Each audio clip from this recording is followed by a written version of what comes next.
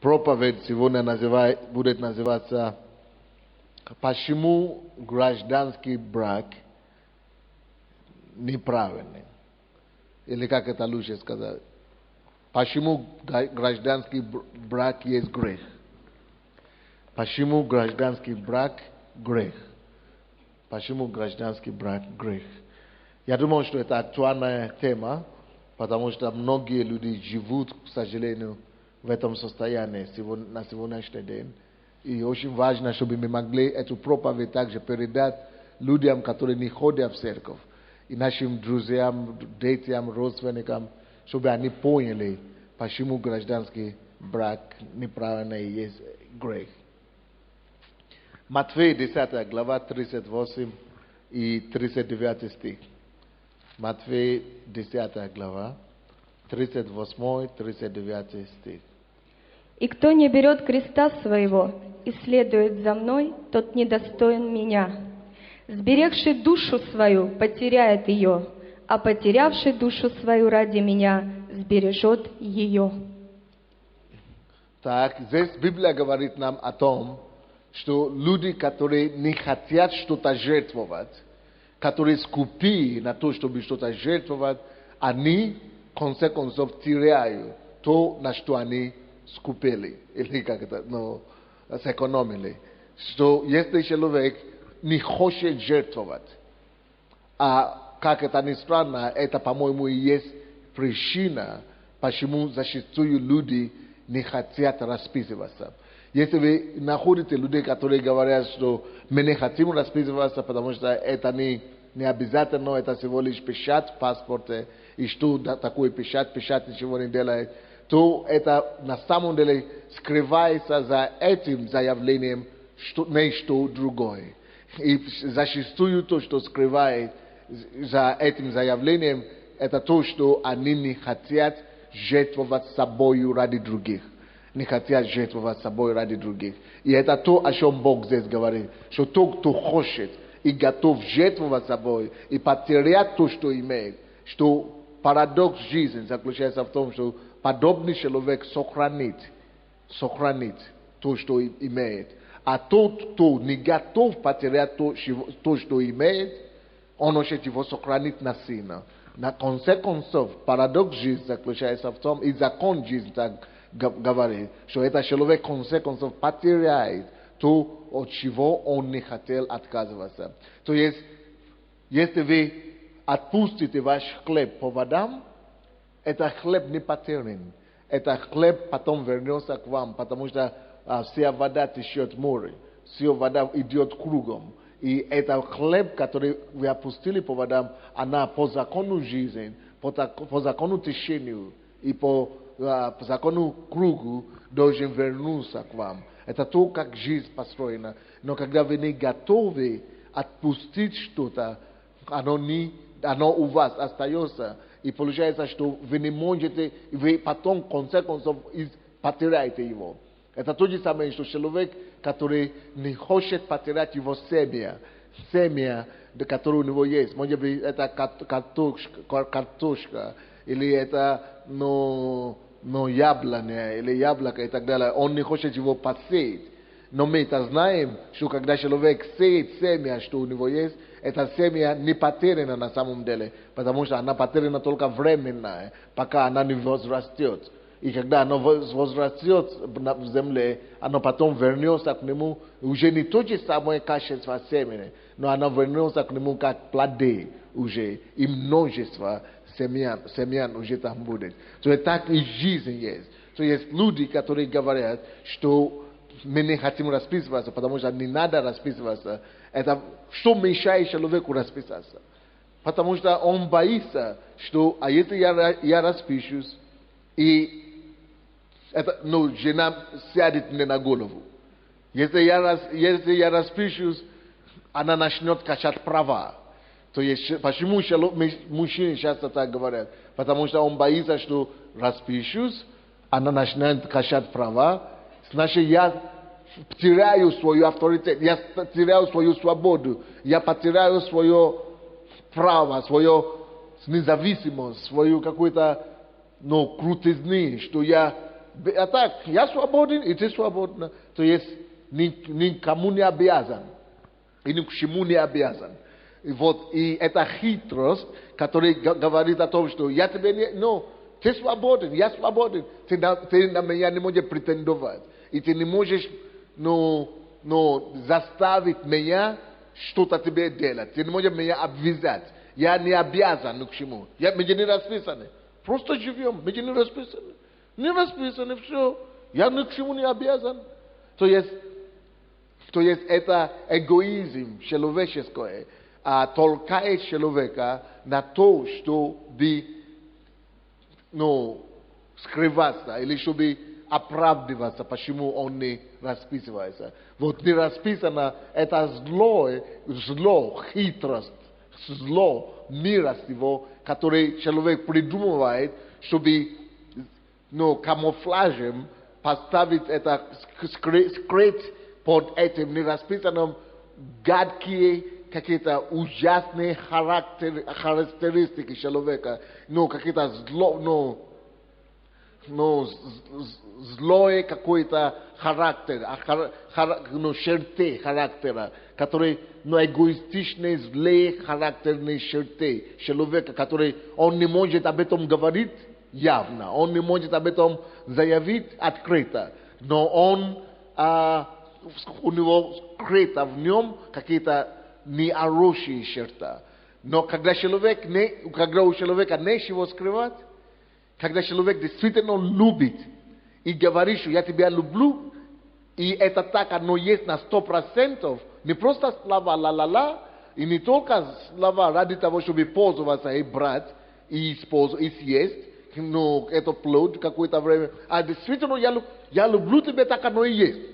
И у меня нечего скрывать, если действительно нечего скрывать, тогда и мне не будет страшно от того, чтобы расписываться. Потому что я тебя люблю, и мне нечего скрывать, я тебя честно люблю, искренне люблю, я не боюсь, что ты от меня что-то соберешь, и я не боюсь, что я стану меньше или потеряю авторитет. Я тебя, так как оно есть, я тебя люблю, обожаю, и готов отдать себя за тебя. Значит, если я действительно такой, то я не должен бояться.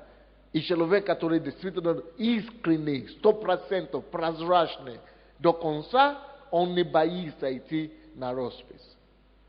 Но когда человек уже боится идти на роспись, заметьте эти слова и поверьте мне, он чего-то скрывает. Какие-то есть внутренние качества, характеристики внутренние, от чего, которые он не договаривает, он чего-то не договаривает, он чего-то хочет сохранить себе, сберечь он хочет себя. Он хочет себя сберечь. И если он хочет себя сберечь, он потеряет себя. Он потеряет потом человека этого, который он хочет использовать, и себя потом теряет. Но что же Библия учит? О чем нам говорит Слово Божие? Библия говорит нам, что настоящее доказательство любви есть готовность жертвовать себе или собою ради любимого.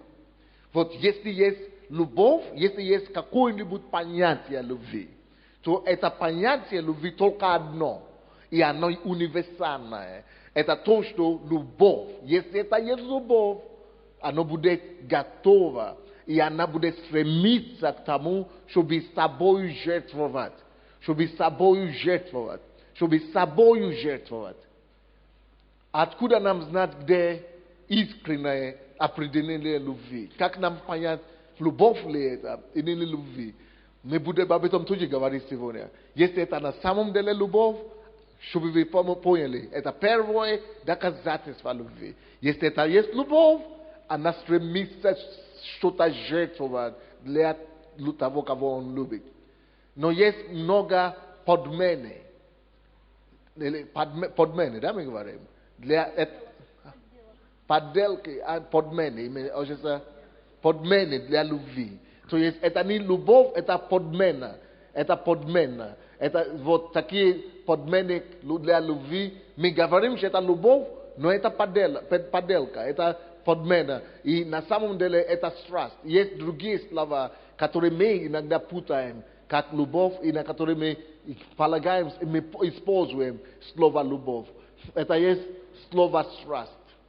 Страсть не есть любовь. Как отличить страсти от любви? Страсть постоянно фокусирует на то, что я могу брать с нее или с него. Страсть фокусирует на то, что я могу иметь. Страсть фокусирует на владении. Страсть хочет завладеть чем-то жизни. А любовь хочет жертвовать. Ну как это сказать вам? Понимаете, да? Вот я вижу, вот девушка в белом, подойди сюда. Ты как раз выглядишь как будущая невеста к кому-то.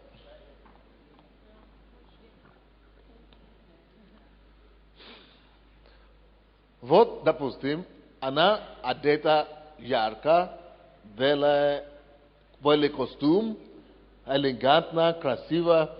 И я смотрю на нее, как мужчины смотрят в основном. Я говорю, красивая девушка.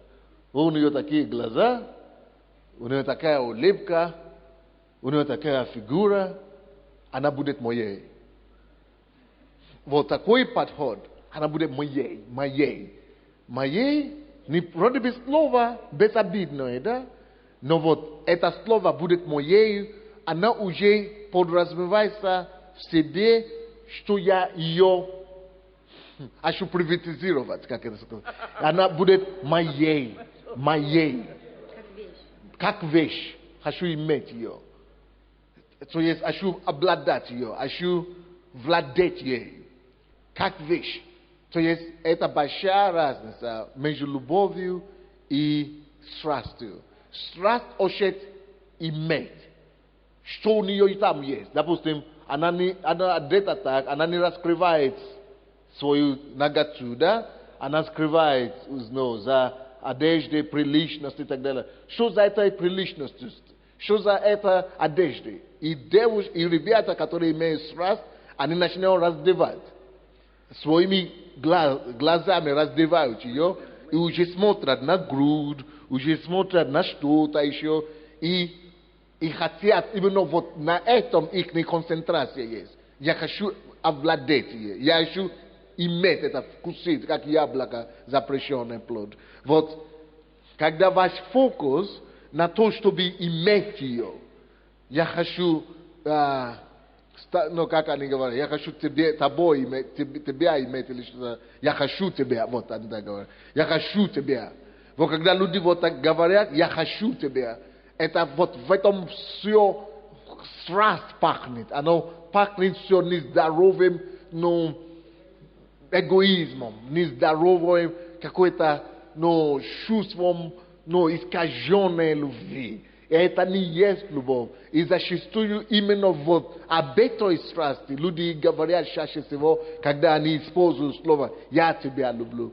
Они говорят «я тебя люблю», как будто они любят, как Бог говорит.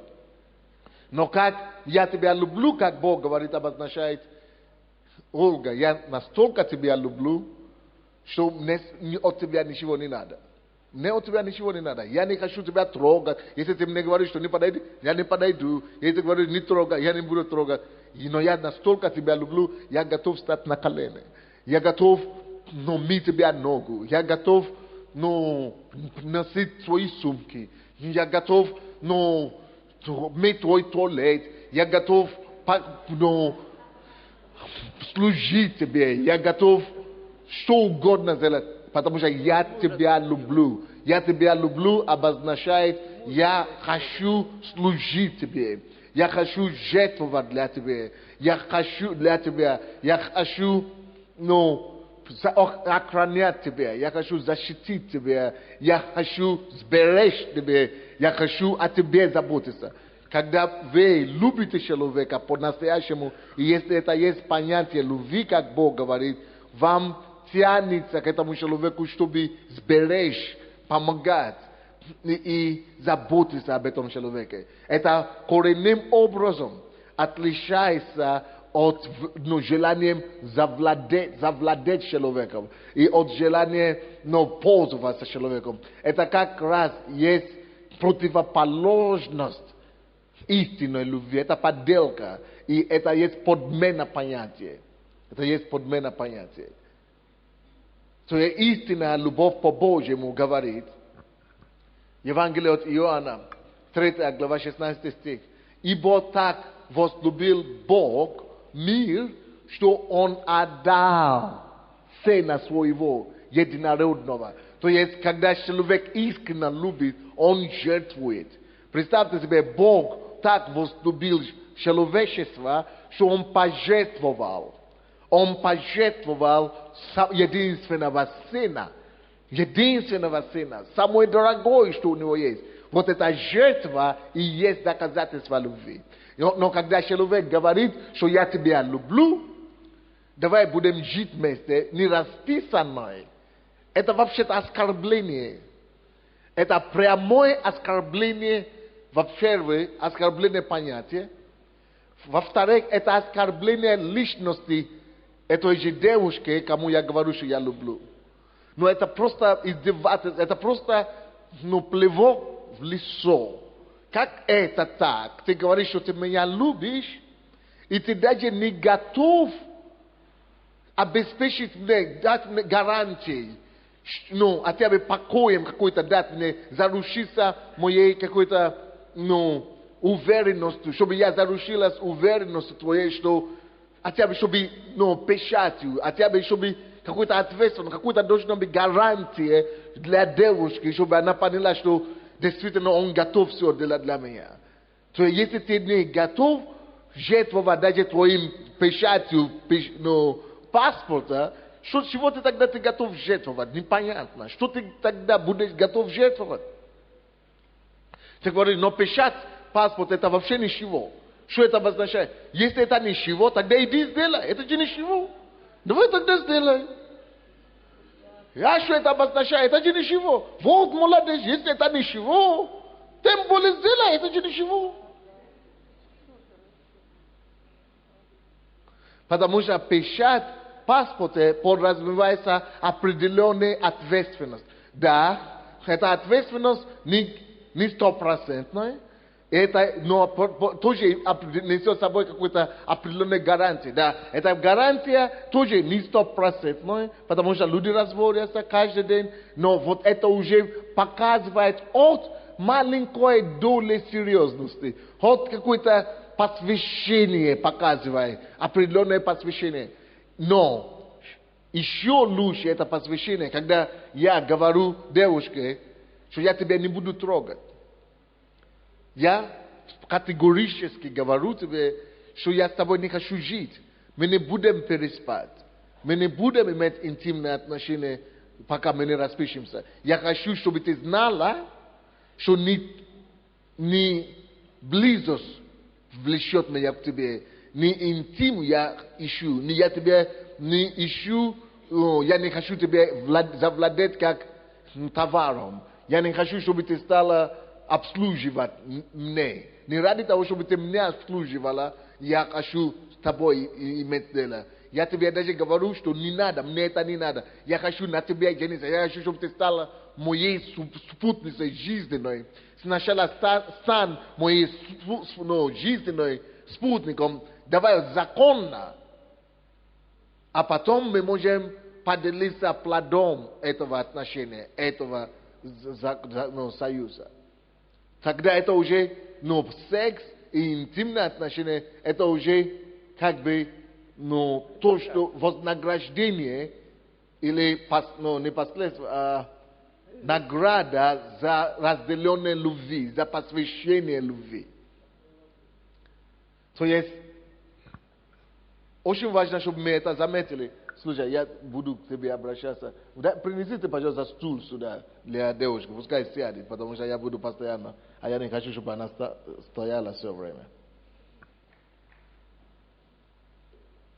Итак, суть того, что я сказал все это время. Незаконно, и это грех не расписываться Потому что гражданский брак показывает неготовность человека или двух людей взять ответственность за их заявление. Заявление, что я тебя люблю, за этим должен последоваться определенная ответственность. И первое, самое минимальное, действительно незначительное ответственность в том, чтобы мы пошли перед законом государства, в котором мы живем, и заявили перед государством, перед свидетелями, перед небом, перед близкими, перед родными и перед родителями, заявить о том, что мы готовы разделить жизнь с друг другом, и мы готовы жертвовать собою для друг друга, и мы готовы соединить нашу жизнь не просто между нами, чтобы только мы знали, не только словами, что мы же договорились, мы же любим друг друга, да? Любим, договорились, идем, ты переезжай ко мне в комнату или в квартиру. Мы будем жить, мы же любим друг друга, договорились. Это безответственно. Когда это есть любовь, любви не страшно заявиться перед властью, любви не страшно заявиться и получить печать, любви не страшно заявиться перед родственниками, перед друзьями, перед весь мир. Когда вы любите, если вы найдете человека, который по-настоящему любит, он готов что угодно делать, он готов куда угодно идти, он готов с кем угодно разговаривать, он готов на крыше любого дома, любого 50-этажного дома заявить о том, что вот я люблю, и готов нести за это ответственность. Потому что первый признак настоящей любви – это готовность жертвовать собой. Готовность жертвовать собой. А это действительно печать, это не жертва. Это самое минимальное, что можно делать. Но брак на самом деле требует более серьезные жертвы. Брак требует более серьезные жертвы. Типа того, чтобы женщина оставила родных своих. Это жертва, чтобы женщина оставила отца и мать и переехала или перешла в жизнь кому-то жить, мужчине. Это большая жертва для нее. Она росла в этом доме. Она в этом доме воспитывалась. Она носила фамилию этого дома. И теперь должна покинуть его. Представьте себе, чтобы она могла это делать. И как молодой человек, чтобы я мог убедить ее, если женщина действительно сама себе, если она думающая, и если она разумная, она должна понять, что чтобы меня уговорить, оставить моего отца и мать, и дом, и родных людей, которые меня воспитывали, которые вкладывали свою жизнь в меня, и идти за кем-то, который я не знаю, этот незнакомый, который меня заявляет, что он меня любит, или который я думал, что я люблю, он должен мне доказать, что он заслуживает, чтобы я оставил свое родство. Он должен мне доказать, что его любовь обо мне, что его забота обо мне будет серьезнее и будет превыше та любви и та заботы, которые мне дают в отцовском доме. Когда он мне это докажет, пускай он мне это докажет, что его забота будет больше, что его любви будет больше, что он может обо мне пекиться или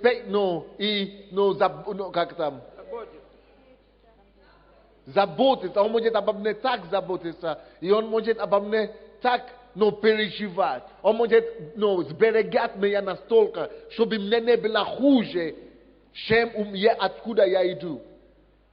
И один из этих уверений и заявлений, оно должно быть подтверждено законом. И самый минимальный способ это подтвердить, это роспись. Но просто так не покинуть все, что у меня есть на свете, и просто так переехать к какому-то мужику жить,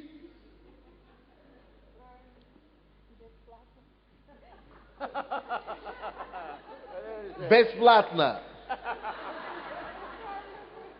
Без ответственности. Это нужно быть либо человек, который уже потерял голову на самом деле, либо не знает ценность на себе свою, либо вообще не понимает жизнь. Это есть большая цена. Женщина платит цену, что покидает отцовский дом. Поэтому мужчина тоже должен хотя бы минимальную цену платить. Хотя бы минимальную, чтобы уверять ей и уверять ее в том, что не зря ты это делаешь. Я тоже иду на определенную жертву. На какую жертву он должен идти? На то, чтобы обеспечить ее, на то, чтобы сохранить, обеспечить ее домом, чтобы обеспечить ее миром, безопасностью, защитой. Он должен гарантировать ей, что у меня есть, будет такая же защита, как у тебя всегда была. У меня будет такое же обеспечение, как у тебя всегда было. У меня будет такое же, сохранность, которая у тебя всегда была. У меня будет это для тебя все. Я это всем обеспечу тебя. Поэтому мы проводим подготовку к браку. Поэтому у нас есть школа подготовка к браку. Поэтому есть 70 вопросов. Потому что мы хотим убедиться в том, что действительно эти все сохранности, эти все обеспечения, что у нее было раньше, что у нее будет далее. Поэтому мы требуем, чтобы до того, как жениться здесь, чтобы мы контролировали процесс этого, что действительно этот человек готов взять за нее ответственность. Потому что она жертвует очень многим. Это первое, почему любовь есть жертва. Помимо того, что она покидает свой отцовский дом, отчий дом, женщина должна довериться мужчине своей девственностью. Для женщины раздеться перед незнакомым мужчиной, все то, что она сохранила, все, что она имела, то, что было приватно для нее, то, что было для нее таинственное, свято, то, что было свято для нее, это ее девственность, это ее нагость, наготы, это ее нагота, это ее нагота, которую она хранила всю жизнь, которую она одевалась, которую она скрывала, это ее индивидуальность, это ее сокровенность. И теперь кто-то пришел, шестерка какой-то, да?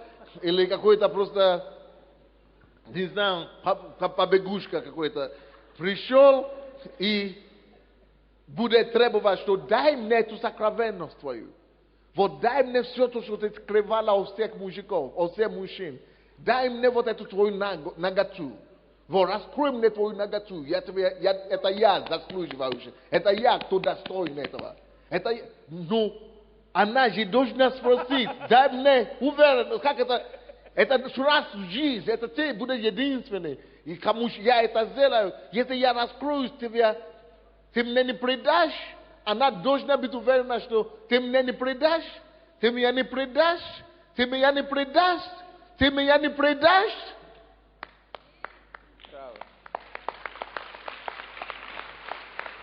Вот почему до того, как любая девушка разденется перед мужчиной, она должна быть уверена, говорит, ты мне не предашь.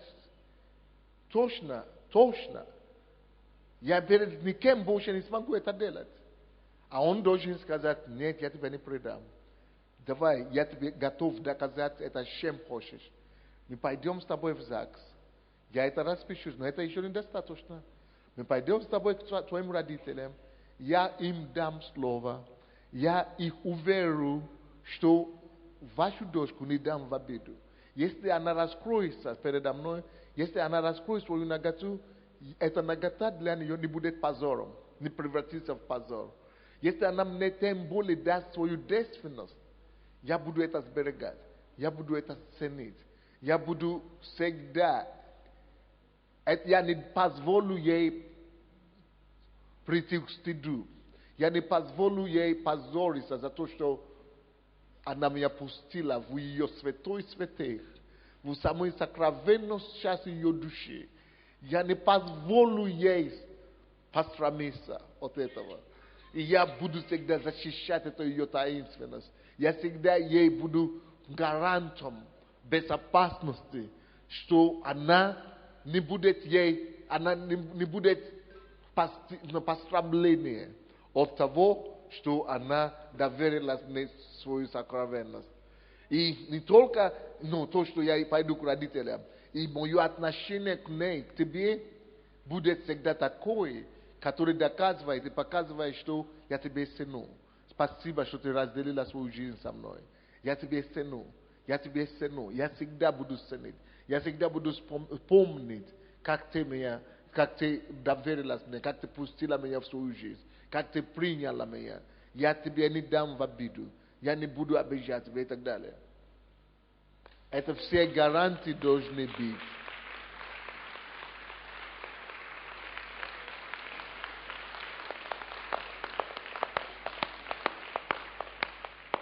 Вот почему мы расписываемся. И роспись это самый минимальный. Это самый безобидный. И если вот это самое минимальное, это самое безобидное, человек даже не готов на это, о чем тогда может речь? Ну о чем тогда вообще разговаривать? Это просто, бандит, это просто джунгл, это просто, шестерка, это просто не знаю, что сказать.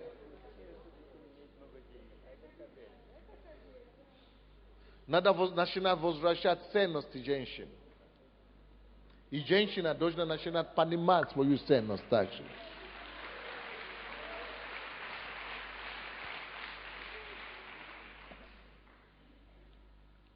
Любовь, чтобы вы знали, прежде всего, это не только ответственность, любовь это также самоотвержение. Любовь это самоотвержение, или как лучше сказать, selflessness.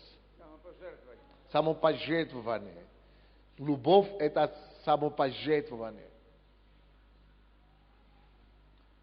Если мужчина или женщина, но мужчина, от мужчины идет, потому что он мужчина прежде всего. Он делает приложение, он ухаживает, он добивает женщину. Поэтому прежде всего мужчина должен подумать, насколько я готов жертвовать для этой женщины. Мужчины, есть ли мужчина здесь? Вы подойдите сюда. Как мужчина знать, люблю я эту девушку или нет? Первая проверка. Готов ли я для нее все сделать? Ты должен сам себе ответить на этот вопрос. Второй вопрос. Насколько я готов жертвовать для нее? Третий вопрос. Если мне не удастся от нее ничего получить, ни секс, ни интим, ни трогать, готов ли я, несмотря на это, служить ей, давать ей, помогать ей, сделать ее счастливой?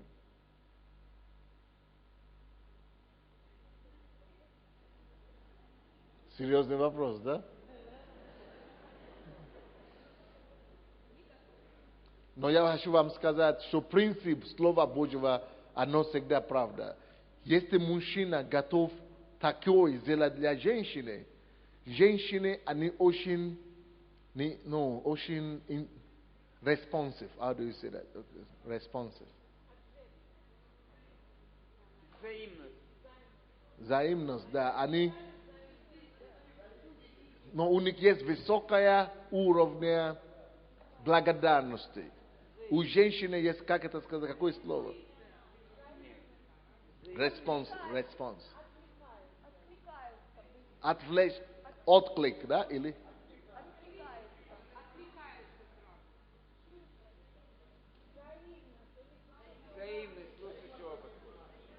Отзыв, отклик.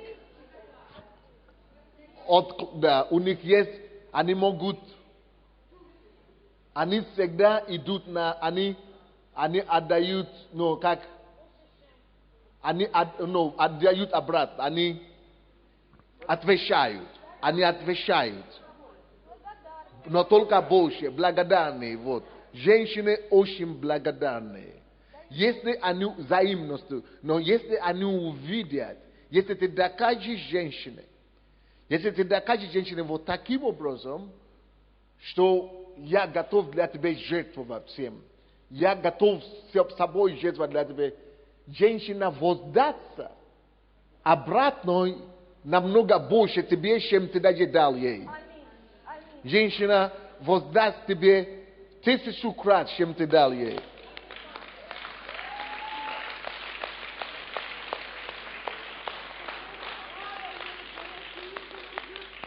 Но обратно тоже правда. Если ты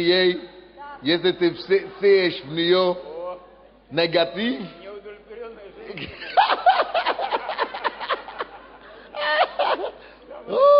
она так воздаст тебе. Она так воздаст тебе, что не дай Бог. Ты будешь потом жаловаться, это у меня жена такая, это у тебя. Это не у тебя, это все женщины такие. Будешь разводиться первый, 10 раз, 11 раз, все равно ты будешь попадаться на одни и те же самые реакции женщины. Те же самые грабли будешь попадаться. Если ты будешь сеять в них обиду, будешь раздражать их, будешь их провоцировать, они не уважать их, они тебя будут воздавать такой яростью, что не поверишь, что это та же самая женщина, которая тебя лела и клялась и так далее. Итак, мужчины, прежде всего, вопрос, который надо задавать себе, это не вопрос, как я чувствую. Чувство приходит и уходит. Это не, ой, есть у меня страсть к этой девушке. Страсть, поверьте мне, уйдет однажды. Но то, что надо себе задавать, вопросы, которые нужно себе задавать, это то, что насколько я могу собой жертвовать для этой девушки, для этой женщины. Если вы сможете ответить на вопрос, что вы готовы жертвовать, значит вы любите. Но если вы обнаруживаете у себя в глубине души, что у вас идет к этой женщине меньше жертвы, а больше, что как мне ее использовать. Ну, мы так не говорим, а мы говорим, что я хочу иметь с нее. Да, как я могу ее раздеть, как я могу с ней быть, как она может мне обслуживать. Если вот это больше у вас идет, если у вас идет больше, что я могу с нее брать, что я могу с нее иметь, как она может меня удовлетворить, если вы обнаруживаете, что именно это больше у вас идет, значит вы ее не любите, поверьте мне. Вы хотите ее пользоваться, ею пользоваться. Это значит, вы хотите ее как вещь иметь. Это значит, что вы хотите завладеть ею. Завладеть ею. И поверьте мне, если вы завладеете ею, через какое-то время она станет неинтересна вам. Она не только станет неинтересна вам, она еще будет вас раздражать. Она не только станет неинтересна и будет раздражением для вас, она потом будет противна вам. А потом другая будет ситуация, что вы будете видеть подряд других, которые вам тоже захочется завладеть. И вы будете видеть только в ней все, что не хватает. И все, чего нет у нее, а то, что есть у других. Это страшное дело, когда мы женимся только с точки зрения того, как мы можем завладеть. И почему плохо для девушек, когда девушки провоцируют мужчин на то, чтобы они, чтобы у мужчины были вожделения к ним. Когда женщины, девушка, да, подойди.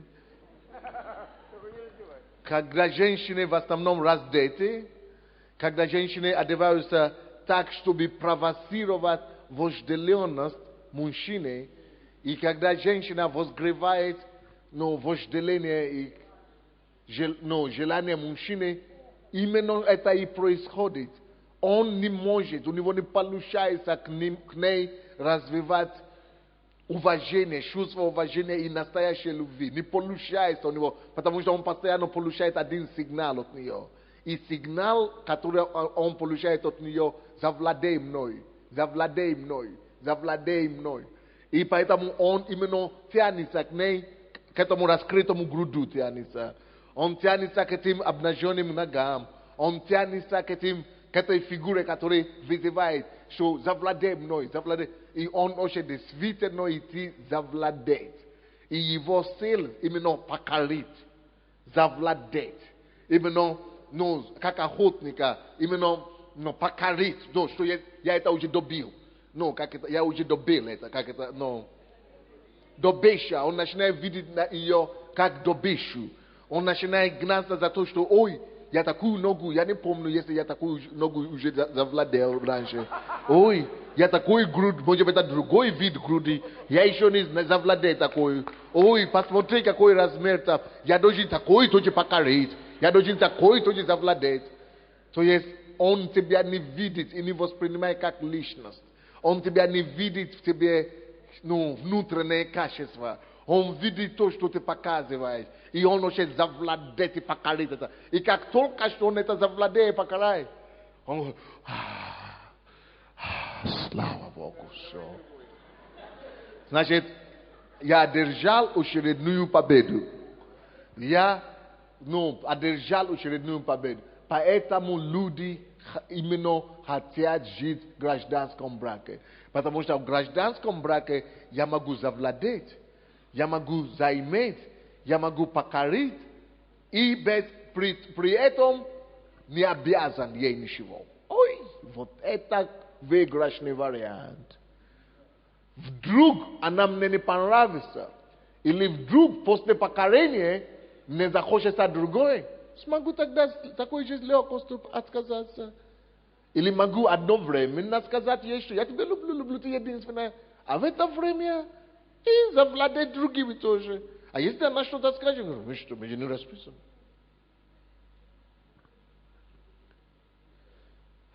То есть, вот это способ узаконить гражданский брак, это злой, демонический способ узаконить алчность и похоть человека. В том, чтобы узаконить свое желание завладеть, мы говорим, мы живем закон в этом гражданском браке. Чтобы узаконить того, что я пользуюсь человеком, и при этом не даю ей никакой гарантии обратной. Итак, спасибо. Может быть, я тоже вернемся. Принесите тоже ему стул.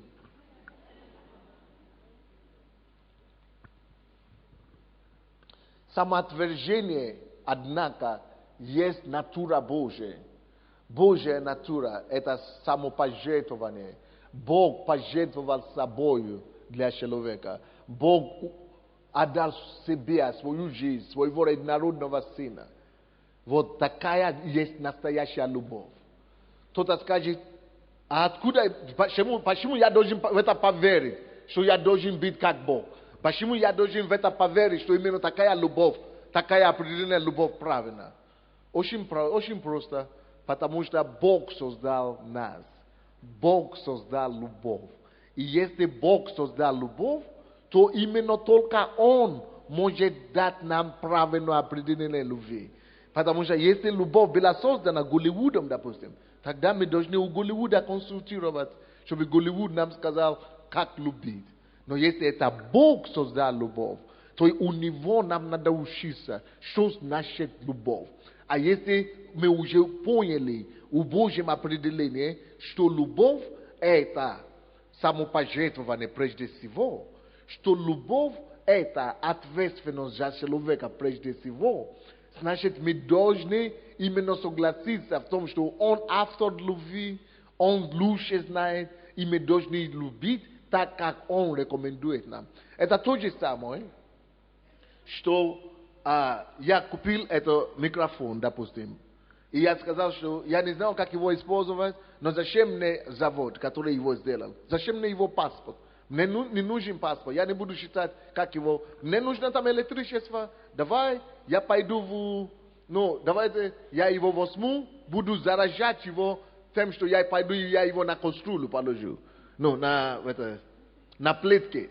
Я возьму этот микрофон и на плитку положу. На плитке и я включу газ, чтобы заражать его электричеством. Мне же нужна энергия. Значит, энергия туда. Что произойдет с этим микрофоном, если я его на кастрюлю или на плитке положу и включу газ? Что будет с этим микрофоном? Будет работать или нет? Идея хорошая. Здесь нужна энергия, чтобы она работала. Нужно его заражать. Но только не плиткой и газом. Потому что если ты это сделаешь, ты его портишь. Потому что ты не послушался инструкций. Ты не считал паспорт этого продукта, да, этого микрофона, поэтому ты и ошибся. Так и в жизни. Бог есть автор. Бог есть завод, который создал любовь. Мы должны с ним посоветоваться. Как жить эту жизнь, любовь, как любить так, чтобы это было правильно. И поэтому Бог говорит, что любовь это не так, когда ты просто хочешь завладеть личностью другим. А любовь это тогда, когда ты готов жертвовать. Это есть настоящая любовь. И это есть прочная, устойчивая любовь. Это есть прочная, устойчивая любовь. Иисус показал нам пример этой самопожертвованной любви, когда Он отдал свою жизнь. Пошел на крест. Но Он не потерял эту жизнь, Он приобрел эту жизнь. Как? Потому что 2 миллиарда человек сегодня следуют за Иисусом. Так что ответственность. Сейчас у Иисуса есть благословение, что столько людей за Ним следуют. Но прежде чем благословение была ответственность. Итак, на английском скажу. Responsibilities go before pleasure. Как это сказать по-русски? Responsibilities go before pleasure. Ответственность должна предшествовать наслаждением.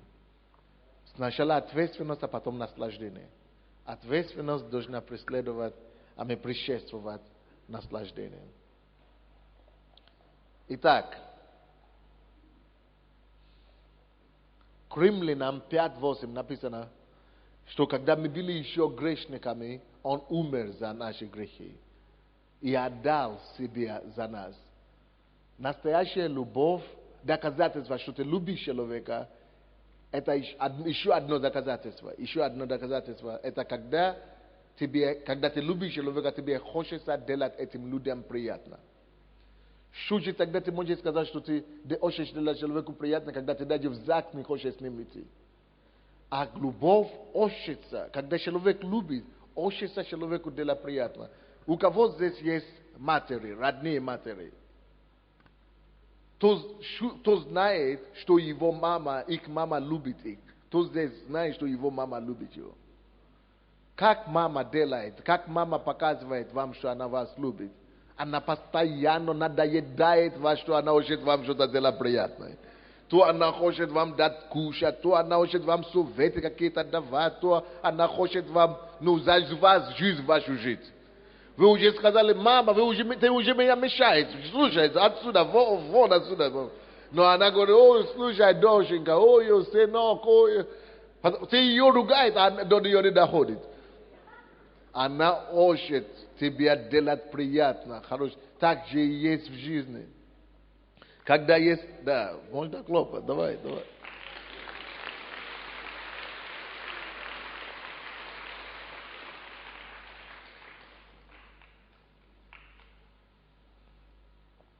Но поверьте мне, мужчины, у нас, мужчины, будут постоянно масса женщин, которые нас привлекают. и который в наше внимание привлекает к себе, и который нам хочется, с кем хочется быть. Но бить со стороны использовать, со стороны завладеть, или иметь, или будут это постоянно. Но поймите, когда это чувство возникает, поймите, что это не есть любовь, это страсть или влюбчивость появляется.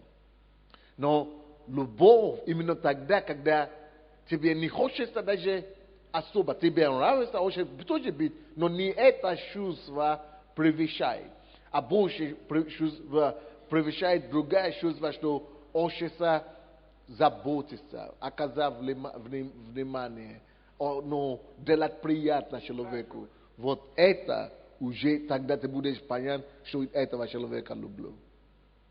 Поэтому, сестры, когда парень только вокруг вас бегает, и вся его забота и его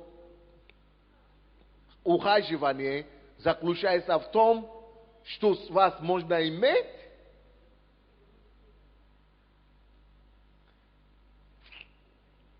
девушки, вы уже должны понять, что понял. Если все только о том, он все делает, вроде бы все делает, но вы можете где-то чувствовать, что он преследует. Он преследует, он как охотник, он как те, которые ловят птицы. Они, как это называется? Силки. Они силки расставляют так, чтобы птица присела, и потом руку, потом нога уже попала, уже никуда не денется. Вот силки так расставляют. Но если вы можно видеть, можно это чувствовать. Мужчина всегда так. Он делает все, чтобы расставлять так, чтобы ты присела на этом силке. Потом он дергает.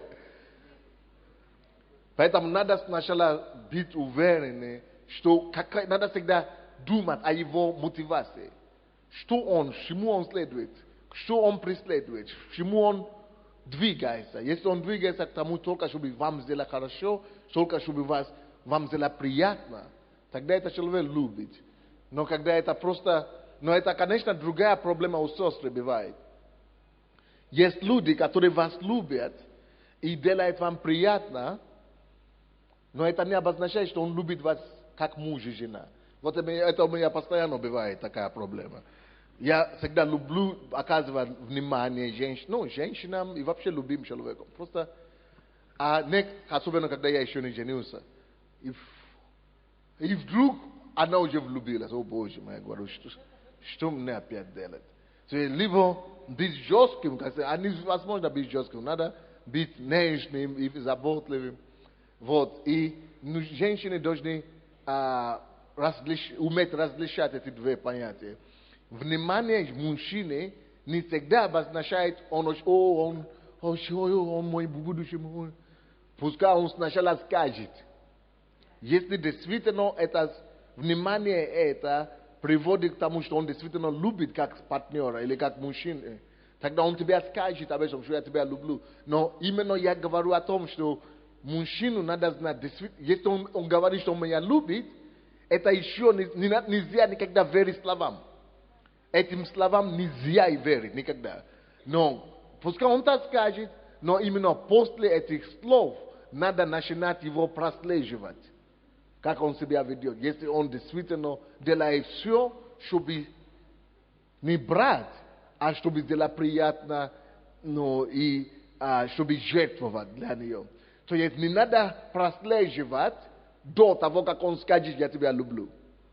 Понятно или непонятно?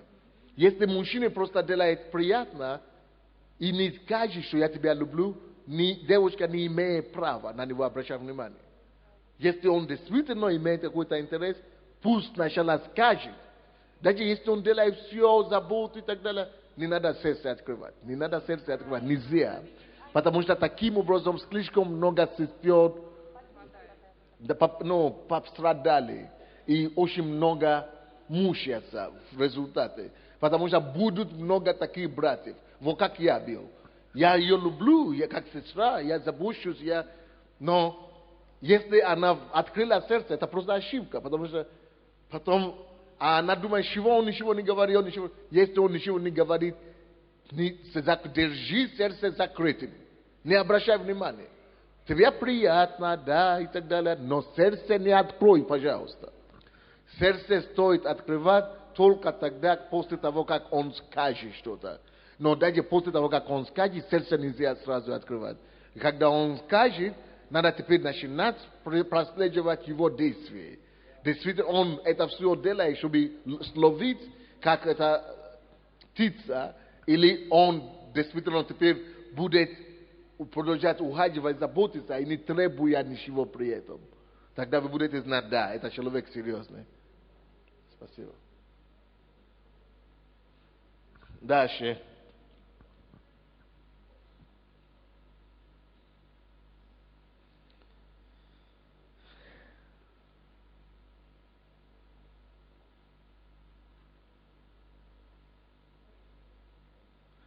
Есть три вещи, которые, как вам сказать лучше,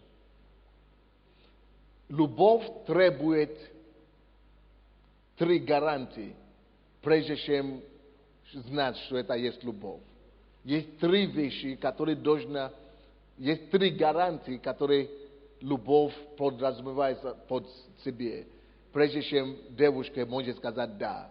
Есть три вещи, которые важны мужчине дать женщине, прежде чем женщина будет сказать, что она любима. Первая гарантия любви. Влюбчивость и страх не дает эти гарантии. Но любовь дает эти гарантии.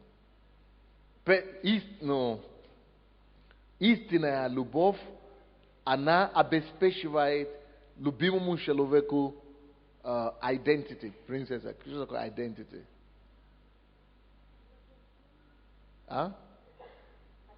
Отождествление. Как? Отождествление с самим собой. Как вы сказали? Разделяет. Отождествлять, разделять. Где переводчики? Что такое identity? Что? Отождествление? Да, давайте скажем отождествление. Идентификацию, это не то. Отождествление. Давайте скажем отождествление. Давайте я объясню, а потом вы поймете, да, как по-русски сказать. Когда мы, допустим, отдали свою жизнь Иисусу Христу искренне, мы отождествляемся с Иисусом. Он дает нам свою идентификацию. Он дает нам свое лицо, чтобы мы отождествлялись с Ним. То есть Он сделает нас христианами. Когда мы отдали свою жизнь Богу, мы взяли Его имя, Его фамилию, Христос. Христос, от имени Христа, мы становимся христианином. Это отождествление с личностью Христа. Это потрясающе. Всякий верующий в Него, Евангелие от Иоанна 1:12, всякий верующий в Него, кто примет Его своим Господом и Спасителем, он дал власть стать Сыном Божьим. Это само отождествление. Бог Иисус само отождествлялся с нами. Он не стесняется нами больше. Мы были до того грешниками. Мы были до того умирали в беззаконии. Мы недостойны, чтобы святой Бог отождествлялся с нами. Мы недостойны, мы не заслуживаем, чтобы Бог отождествлялся с нами. Но когда Он только, что мы Его принимаем, Он омывает нас своей кровью, Он тут же говорит, Он больше не грешник, теперь Он сын мой. Он христианин, я отождествляю себя с Ним, я даже даю мою фамилию, пускай Он станет носителем моей фамилии. Это отождествление. Отождествление. Любовь, настоящая любовь дает отождествление. Иисус отождествился со мной, Со всеми моими немощами. Со всеми моими несовершенствами. Со всеми моими недостоинствами. Со всеми моими недостатками. Со всеми моими слабостями до сих пор. Я еще не совершенный, а Он отождествился со мной. Жив Бог. Он принял меня такой, как я есть. Он сделал меня сына. И Он назвал меня по имени Его. Аллилуйя! Вот такая должна быть идентификация и отождествление к любви. Поэтому, если молодой человек, девушка Стан, если я тебе говорю, допустим, я тебя люблю, это значит, я уже не то, что не стесняюсь больше тобой. Может быть, ты хромая, может быть, ты немощная, может быть, ты, я не знаю, какая бы ты ни была, ты несовершенная, у тебя характер такой, не то, или злой, или что-то такое, или раздражимое, или... Я отождествился, я должен отождествиться с этим человеком. Я должен отождествиться с ней полностью.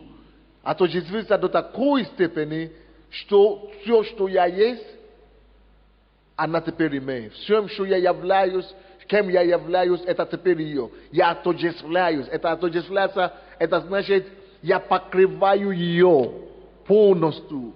Немощи, силу ее, я отождествляю, я ее, она становится одной самим со мной.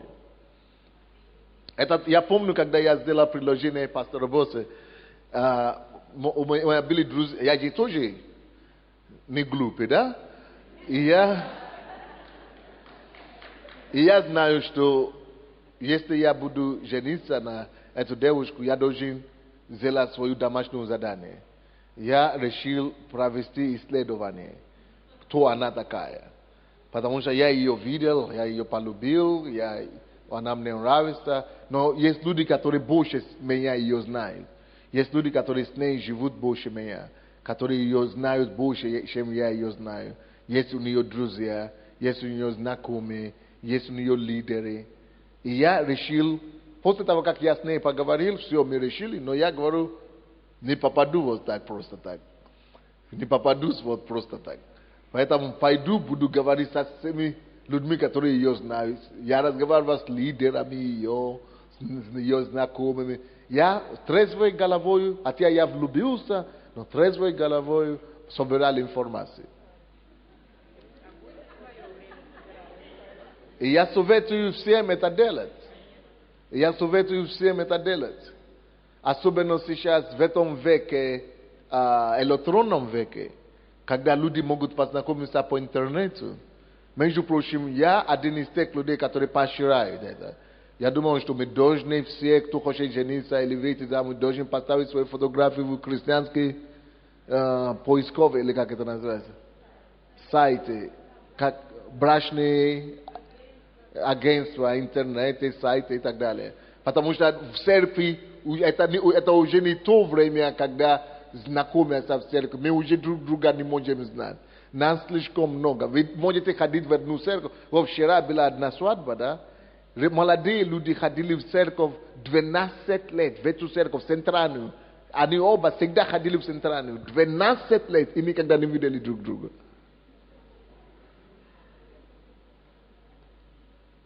А им уже по 30 лет. И они спрашивают, Господи, где же Бог? А она говорит, а он говорит, у меня мужа в этой церкви точно нет. Он говорит так. А у меня жены в этой церкви точно нет. Он говорит так. Я не вижу никого. 12 лет. Он женился на ту, который здесь тоже 12 лет. Но он ее не видит. Потому что невозможно. Мы же ходим в церковь Богу служить, мы на это не обращаем внимания. Это будет неприлично искать ребята. Поэтому хороший выход, что Бог всем нам дал, это есть интернет. И интернет, конечно, есть очень много, я вам скажу честно. 90% людей, которые ищут женщин или мужчин в интернете, они все ненормальные. 90%. Могу вам сказать сразу. banie na голову. И не обязательно, что они бanie физически или умственно, но они не всегда серьезные люди. Имеется в виду, что они не всегда порядочные. Поэтому нужно сделать трезвой головой. Если ты поставишь туда, если тебе кто-то пишет, надо сделать свое домашнее задание трезвой головой. Что это значит? Это значит, что выяснить, кто он по-настоящему, не кто он по интернету, по виртуальной жизни. Не кто он по виртуальной жизни, а кто он по-настоящему. Как это можно знать? Выясни его информацию, какую церковь он ходит. Свяжись с пастором этой церкви и свяжись с твоим пастором. Если вы из нашей церкви здесь, свяжитесь со мной, чтобы я связался сам лично, уже возьму это на себе, или кто-то из наших пасторов, мы возьмем ответственность связаться с его пастором, поговорим с его лидером домашней группы, сколько он ходит, с кем он встречался раньше, поговорите с бывшей его девушкой, или женой, или папой, или мамой, поговорите с пастором, поговорите с родственниками, со всеми близкими, чтобы выяснить точно, кто это человек. Потому что по интернету верить информациям никогда в жизни, пожалуйста. Но даже помимо интернета, даже в жизни этого нельзя. Я вот в жизни познакомился с моей женой и то проверял. Тем более, когда это в интернет. Когда каждый может написать, что он хочет. У нас есть такая девушка одна, с кем я разговаривал недавно. Она не сделала это все. Открыла сердце. Во-первых, вы должны знать золотое правило общения по интернету. Нельзя никогда душу открыть, пока вы человека не будете знать. А эта девушка говорит, я же его знаю, я с ним каждый день разговаривала, я его в скуче фотографию насмотрела, он же мне рассказал. Слушайте, извините, это самое. Как сказать? Да, ты какая-то наивка такая. Он мне рассказывает. Он рассказывает тебе то, что он хочет рассказать. Но я не чувствую, что он искренний. Не на чувство только, не только чувство Бог дал, Бог еще голову дал.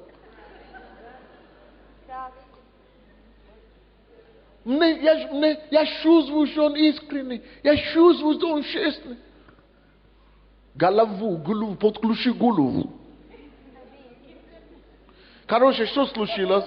Она уже влюбилась без головы. Она уже потеряла голову в этом деле. Так влюбилась, а он должен ехать. Ну, чтобы святаться или что это. И что вы думаете?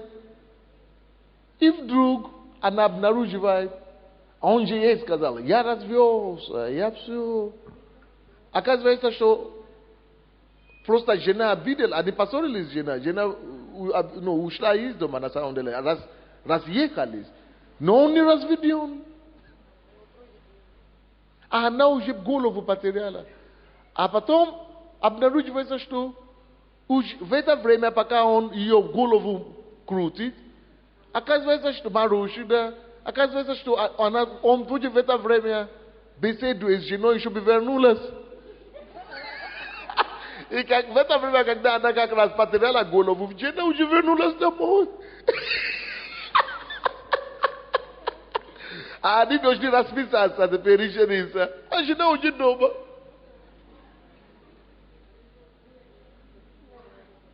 И теперь она в такой депрессии тяжелейшей. Уже год прошел, такой депрессии, что вообще броситься, бросаться и так далее. И я знаю и две истории в Америке, когда то же самое случилось. Девушка влюбилась без головы, без памяти в парня, который вообще не существует. Потому что она начала переписываться с подругой, И мама, родители подруга, а те поконтролировать этого подругу, чтобы она не гуляла. И мама начала переписываться от имени парня, как будто парень, что если это самое, он не будет трогать мою дочку, пускай. И так влюбила, так, что когда она обнаружила, что его нету, он думает, что он обиделся на меня. Оказывается, нет парня тогда не было там. Он говорит, он обиделся на меня, она пошла и прыгнула и покончила с собой. Это одно случай. Другой случай, тоже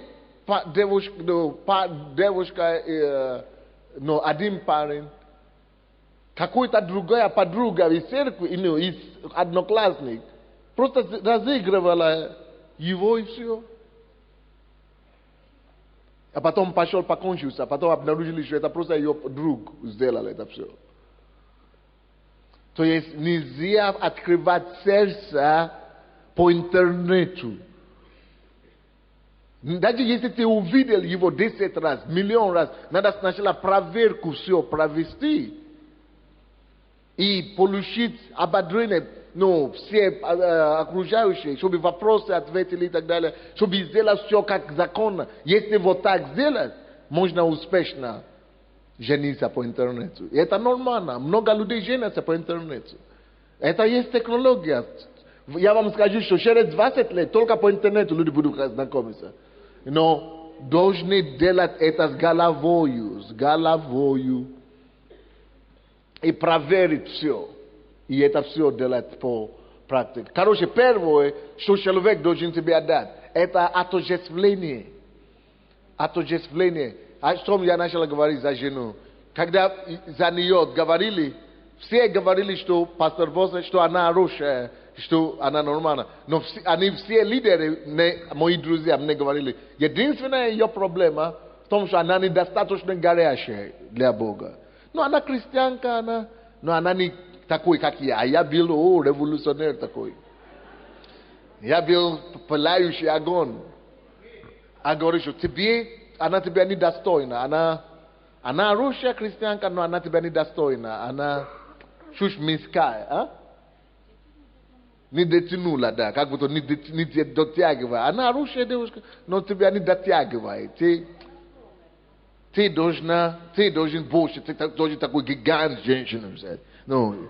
Сестру такой, который духовный. Гигант такой, да. И я понял одно. Если будет самоотождествление с нею, то как Руф, вы помните ситуацию с Руфом?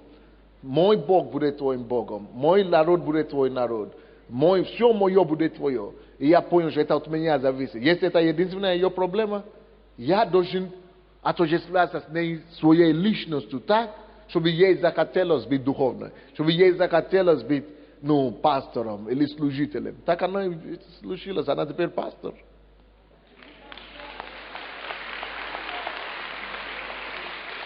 Это первое обеспечение любви, первая гарантия любви. Настолько этот человек готов отождествляться со мной. И если парень не готов сделать роспись, гражданский брак очень жить, что это отождествление? Значит, он вообще не готов отождествляться с ней. Если он просится на гражданский брак, значит, нет никакого отождествления. Спасибо. Второе, что должно быть, что брак обеспечивает. Любовь обеспечивает. Любовь обеспечивает первое отождествление, второе security. Как нам сказать security?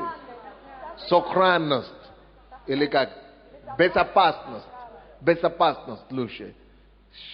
Любовь обеспечивает человеку, партнеру своему безопасность. Безопасность. Что значит безопасность? Женщина должна себя чувствовать как за каменной стеной. Женщина должна себя чувствовать безопасно.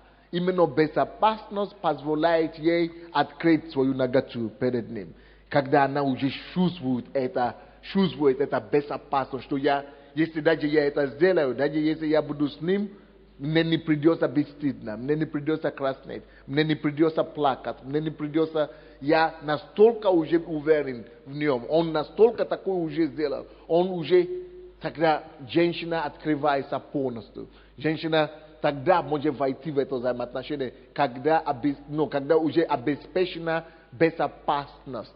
Безопасность ее имиджа, безопасность ее идентификации, ее личность, безопасность ее экономической, безопасность ее моральной, безопасность ее женственности, безопасность ее будущего, безопасность ее детей, безопасность, как ее крыша. Это есть разные сферы безопасности, которые должны быть обеспечены партнер, прежде чем она может быть уверена, что да, это мой. И я говорю да. И поэтому, сестры, не спешите потерять свое сокровище, если не будет отождествления безопасности и сохранности. Третье, чего любовь должна обеспечивать. Любовь должен гарантировать стабильность. Стабильность.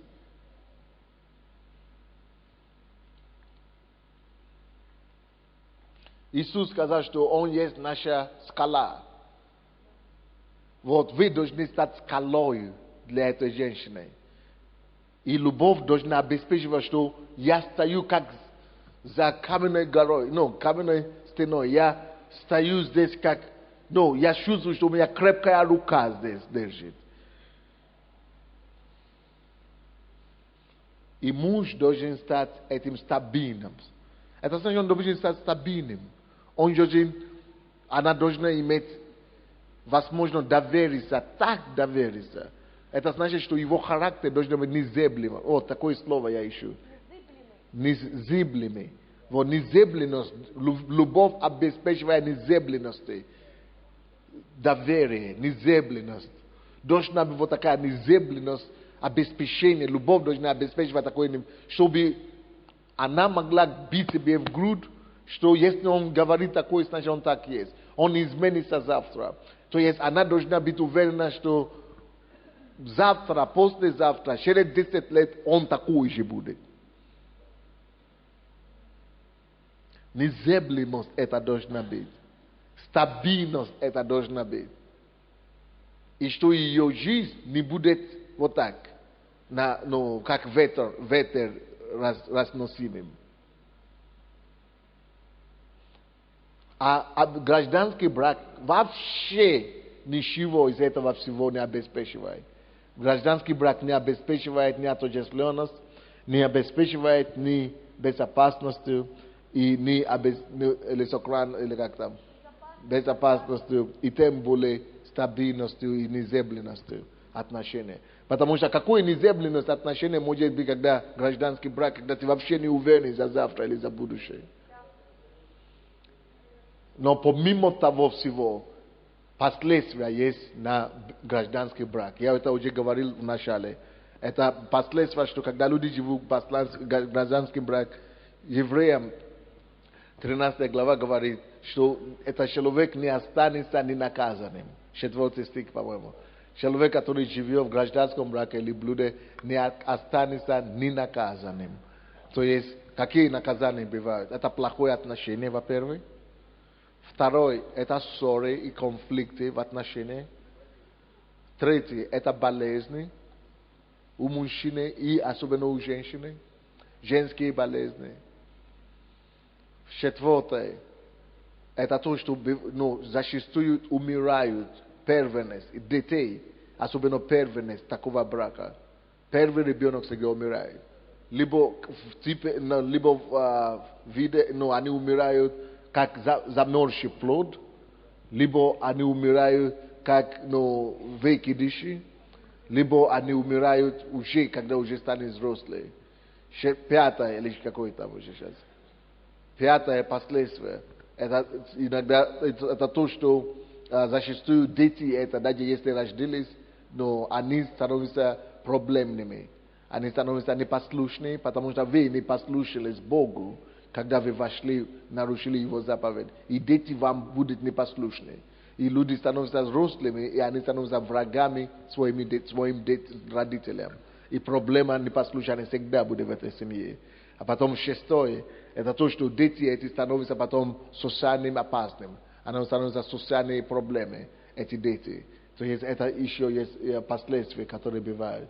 То есть это слишком суровое и слишком, как вам сказать, наказание и последствия такого образа жизни слишком дороже стоит, чем того удовлетворения или счастья, которое может оттуда прийти.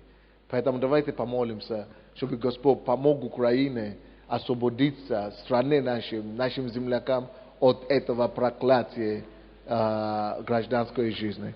Господи, именем Иисуса, мы разрушаем этого проклятия гражданского брака над Украиной. Именем Иисуса мы просим, помоги, Господь, освободиться нашим населением. И помоги, Господь, донести эту истину до всей нашей страны. Чтобы вся страна, Господь, освободилась, очистилась от этого греха. Освободи нас, прости нас, Господь, за этот грех.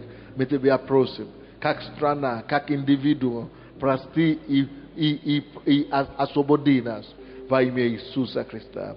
И весь народ Божий скажет Аминь. Садитесь, пожалуйста, спасибо. Если кто бы хотел, может быть, свою историю какую-то рассказывать или свидетельство какое-то по этому поводу, есть ли кто-нибудь такой? Или никто не решится о том, почему гражданский брак вот такие плохо? Микрофон есть там у кого-то внизу? Внизу есть микрофон? Дайте, пожалуйста. Не уходите еще, я прошу вас. Оставайтесь на месте. Давайте еще 2 минуты закончим служение. Давайте побыстрее. Здравствуйте, дорогая церковь. Я вас люблю, любовью Иисуса. Без движения взяли, Я пожалуйста. хочу засвидетельствовать Громче, сделайте ее громче. за свою семью. Я приехала сюда из Ленинграда. Меня муж привез с Ленинграда. Мы договорились сыграть свадьбу, но не расписывались. Но я не придала этому значению. И вот пастор сказал, что я приехала с Ленинграда, договорились мы на свадьбу. Вот, решили, когда у нас будет свадьба, и я уехала опять в Ленинград. Потом я приехала, уже до свадьбы мы уже жили с мужем, и мы свадьбу сыграли, но не расписывались, потому что я приехала сюда в 70-м году, и если бы я расписалась, то меня на работу никто не взял. Суть, то, что я забеременела, у меня был выкидыш. То есть это подтверждает то, что мы говорим? Да, то, что вы сказали, это подтверждает. Потом мы еще живем в гражданском браке, я забеременела, родила сына. И когда я родила сына, мы потом расписались. Но эта роспись не удержала моего сына. В 24 года сын у меня умер. Видите, потому что был первый грех, и они не поняли, без первый сигнальщик, выкидыше умер, но теперь 24 года. Кто хочет терять детей, в таком возрасте, 24 года? Никому не хочется, но грех убивает, Да, грех убил моего сына. Осталась я с дочерью, и все равно мы не разошлись, а муж ушел от меня. Я сейчас расписана с ним, он не хочет мне давать развода, я не знаю. Видите? То я есть уже 10 лет не живу с ним. Видите, все равно то, что не хотели сохранить, то, что не хотели потерять, все равно потеряли. Спасибо. Да. Дальше, спасибо вам большое. Здравствуйте, я тоже хотел засвидетельствовать. Я 5 лет жил в гражданском браке с девушкой. И к чему это привело? Я, хотел с ней жениться, делал ей там предложение, она отказывалась, мотивировала тем, что вот сейчас я закончу институт, потом я должна на работе поработать, я должна подожди, потом высокосный год, я не могу. Суть то, что получается тоже, она забеременела, получился выкидыш. Видите, подтверждение или не подтверждение? Второе, это получается то, что после этого начались болезни половой системы. То есть, болезни у нее, у меня непонятно вообще откуда, я ей не изменял тогда. Потом третье, то, что между нами начало усугубляться отношения, мы начали ссориться, доходило до того, что мне стыдно об этом говорить, но я даже поднимал руку на нее, то есть, были ужасные скандалы, и в конце концов... То есть даже не понимая почему, да? Потому что грех порождает такие вещи. Да, и... Вы слышите, церковь? Эту кассету надо купить и надо раздать всем, по всей Украине надо раздавать эти кассеты. Потом дальше что? Дальше делают ей, обследование, когда лечились. Врач говорит, что у нее обнаружился вирус высокоонкогенный, то есть это, другими словами, начальная стадия рака. И, слава Богу, что мы покаялись, пришли в церковь, потом уже анализ этот, она прошла лечение, врачи сказали, что все нормально, то есть все вылечилось, но я потерял вообще всякий интерес к этому человеку, и то, что я просил, сколько ее лет, давай, она не хотела... То есть то, что вы не хотели потерять, то и потеряли. Спасибо. Спасибо большое. Добрый вечер, дорогая церковь. Я хочу засвидетельствовать относительно того, как женщины не умеют себя хранить и потом получают, собственно, пожинают то, что они сеют. Я как раз была из общества тех наивных, которые верили просто на слово. Вы знаете, и те слова красивые, которые мужчины рассказывали, они просто, знаете, открывали вот это сердце, куда потом приходил вот этот пес и разрывал это все. Вы знаете, я сейчас, то, что пастор сегодня рассказывал, я увидела, как Бог, Он каждому из нас говорит эти слова. И вы знаете, я поняла, что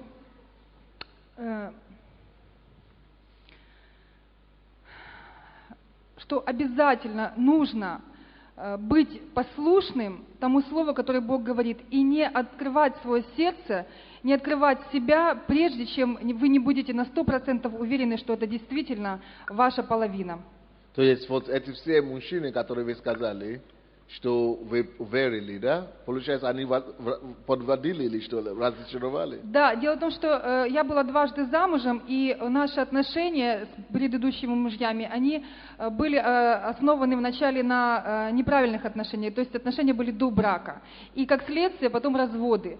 И более того, вы знаете, то отношение, которое было ко мне после брака, оно было намного хуже, чем в начале. Поэтому не думайте, что если он сначала хорошо говорит, то потом это будет лучше. На самом деле происходит совершенно наоборот. И вот что хотела конкретно сказать, это то, что когда уже мудрость пришла от Бога, когда уже Господь, как Отец, объяснил мне, как мне нужно себя правильно вести, когда я научилась, прошла школы, тогда только я поняла, и пастор, на самом деле, то, что вы говорили, 100%, Бог, Он уговаривал меня выходить замуж, Он просто убеждал меня и показывал, как это должно быть, и что это такое, и почему для меня это важно. И только после того, когда Он меня убедил, я согласилась, и Бог начал действовать. Так что спасибо, пастор. пастор. И теперь вы замужем? Я замужем, да. Уже без этой ошибки? Без этой ошибки. То есть вы не жили до брака? Нет, мы не жили до брака. И теперь ваш брак существует? Существует, вот 3 года будет в октябре, и мы очень счастливы, и я чувствую себя замужем, как за каменной стеной. Я очень счастлива. Пусть Бог благословит каждого. Спасибо. Здравствуйте, церковь. Я хочу засвидетельствовать о том, что действительно я хотела, чтобы моя дочь жила не гражданским браком, а законным браком. Я настаивала на этом, но она не слышала. Жене 3 года, и дочь забеременела, и было уже срок 7,5 месяцев. Мы потеряли малыша. Но когда второй раз, через 8 месяцев после лечения, я все-таки настояла на этом и сказала: вы поймите, что вы делаете не только мне больно, вы делаете не только себе больно, а вы делаете тому ребенку, которого вы хотите произвести на свет. И когда они действительно, может быть, услышали мои молитвы, мои просьбы, они расписались, и второго малыша они родили, сейчас я имею внука 3 года, и все прекрасно, все классно. Слава Богу. Видите, да, как законы работают? Это законы мироздания, это законы Бога. Бог так заповедал, что нельзя, значит нельзя. Здравствуйте, церковь. Я хочу розказати вам історію свою, ту, яка в мене случилася в моєму житті, бо я ще не віруюча була, але вийшла заміж не по своїй волі. І так як я вийшла не по своїй волі, мене заставили просто, зроблено було, чи я не знаю як. Хочу сказати, що перше дитя, яке народила я дочку, то вона чуть не померла, я її спасла від смерті. Але в нас зараз з нею дуже погані стосунки. Хочу сказати і про сина, який народився потім, тоді, коли я коли я вже розписалася із ним перед своїм чоловіком. Вибачте, я трохи волнуюся. І коли я розписалася, але другий син народився. Він зараз віруючий, але він був наркоманом. Але і з ним у нас не дуже такі хороші стосунки в настоящий час. І я дуже часто задумуюсь над тим, чому от такі в мене діти, чому вони непослушні, навіть і син, той, який вірить. Я можу повірити, що дочка невіруюча, що вона може пакості робити зло, але мені непонятно про сина. І я зараз, тоді, коли я маю діло із людьми, тому що я бізнесом займаюся з багатьма людьми. І коли мені предложили, щоб як пастор Сандей говорить, що гражданським браком жити, або навіть він согласився зі мною розписатися, я не согласна через те, що моє серце якщо не лежить, і я сказала, що говорю, я буду робити тільки те, що Господь мені дасть. І вийду за того тільки, хто Господь дасть, кого Господь мені дасть. Я вдячна. Спасибо. Спасибо. Видите, какой тяжелой ценой человек платит всю жизнь до сих пор не могут быть отношения хорошие с детьми, потому что такие грех вначале. Спасибо. Здравствуйте, церковь. Я хочу засвидетельствовать. Мы 8 лет с женой жили в гражданском браке. Потом мы пришли в церковь, пришли к Богу и поняли необходимость того, что надо свои отношения узаконить. И после того, как мы отнесли заявление в ЗАГС, мы приняли решение. Мы будем жить как брат и сестра. Да, как брат и сестра, никаких отношений. И сказали, Господь, все в твоих руках. Если ты хочешь, чтобы наш брак был, тогда пусть будет наши отношения, мы будем крепкой и дружной семьей. Если ты не хочешь этого, пускай будет так, что мы разойдемся. Вы знаете, прошел месяц, мы поженились, узаконили свои отношения. У меня сейчас самая любимая жена, а я вижу, что она любящая жена. Господь пришел, Он услышал наши молитвы, и пришел, и до того, как мы пришли к Богу, у нас была семья, мы смотрели друг на друга, как волк и собака. Я задерживался на работе, я жил на работе, я не хотел идти домой, потому что не было того, что тянуло. Понимаете, сейчас я знаю, что теперь я опять сижу на работе, потому что я знаю, что у меня дома есть жена, которой я хочу сделать приятно, понимаете, то есть, вопрос в том, что теперь поменялись ценности, полностью поменялись ценности. После заключения нашего брака, мы просто счастливы, у нас счастливая семья, мы рады друг другу. И знаете, те скандалы, я просто рекомендую тем, кто еще себя обманывает, мы поживем, посмотрим. Это просто обман. Понимаете? Поживем, посмотрим. Прежде всего, вы обманываете сами себя. Не надо этого делать. Понимаете? То есть, поживем, посмотрим. Эксперименты. Понимаете, нельзя ставить себя, как пастор говорит, подопытными кроликами. Будьте счастливы с Богом, а Бог вам даст того, что вы хотите. Спасибо большое, церковь. Здравствуйте, церковь. Да, несмотря на то, что я вышла замуж, будучи девушкой, и мы в день свадьбы мы обвенчались, несмотря на это, и мы думали, что главное, мы обвенчались, мы не думали о ЗАГСе. А что значит обвенчались? В православной церкви мы тогда не знали Бога, просто в православной церкви обвенчались, там, в Ереване. И мы думали, когда будет ребенок, тогда пойдем в ЗАГС, чтобы, для ребенка, чтобы фамилия отца, это у нас так всегда. забыли просто про это, чтобы надо зарегистрировать свой брак. И через 6-7 месяцев я забеременела, и у меня произошел выкидыш. Мы не успели. Потому что Бог поставил порядок. Да. Даже сам Бог поставил порядок. Закону государства послушаться, закону государства. То есть закону государства следует. Ну, не специально так получилось, и произошел Божий закон. И в мае 99-м мы расписались, и осенью я забеременела, и слава Богу, у нас 2 сыновей, послушные дети Богу. Слава Богу. Спасибо большое. Ну что ж, видите, что происходит? Кому помогла сегодняшняя проповедь? Вы кому-то пронесете CD, эти все DVD? Это очень нужно и очень важно. Господь, мы разрушаем эти проблемы, которые здесь представлены. Постанавливаем, Господь, исцеление, освобождение, чудо и чудеса Божьи на этих людей. Прикоснись, Господь, и восполни все эти нужды. Просим Тебя об этом во имя Иисуса Христа. Господь, я также прошу, чтобы Ты сопровождал нас сегодня своей милостью, благодатью, сохранностью и милостью. Благослови нас на этой неделе. И дай нам, Господь, встретиться заново во славу Твою во имя Иисуса Христа. И весь народ Божий скажет: